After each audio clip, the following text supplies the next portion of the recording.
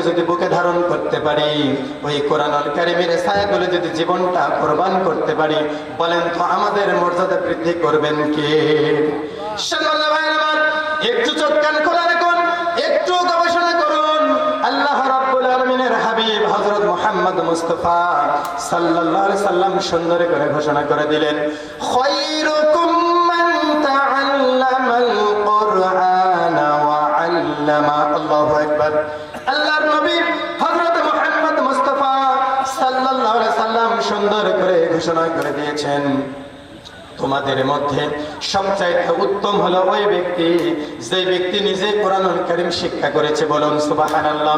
নিজে কোরআনুল কারীম শিক্ষা করেছে, অপরকে শিক্ষা দিয়েছে, এই সকল ব্যক্তিদের মর্যাদা আল্লাহ তাআলার কাছে সবচাইতে বেশি।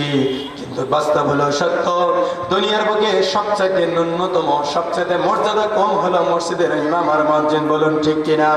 সম্মানিত ভাইরা আমার, আজকে আমাদের সন্তানদের লেখাপড়া করার জন্য 50 টাকা নয়, 500 টাকা থেকে শুরু করে 5000 টাকা পর্যন্ত পকেট থেকে বের করে ফিজিক্স, কেমিস্ট্রি, বায়োলজি, ম্যাথমেটিক্স শিক্ষা গ্রহণ করার জন্য প্রাইভেটের পিছনে ব্যয় করি, স্কুলে ব্যয় করি, বিশ্ববিদ্যালয়ে ব্যয় করি।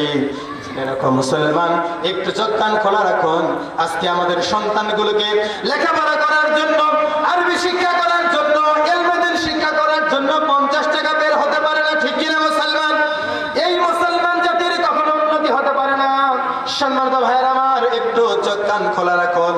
যে কোরআনুল কারীমকে আল্লাহ রাব্বুল আলামিন আরশ আজিমের মতো জায়গায় মর্যাদা দান করেছেন। বলুন সুবহানাল্লাহ।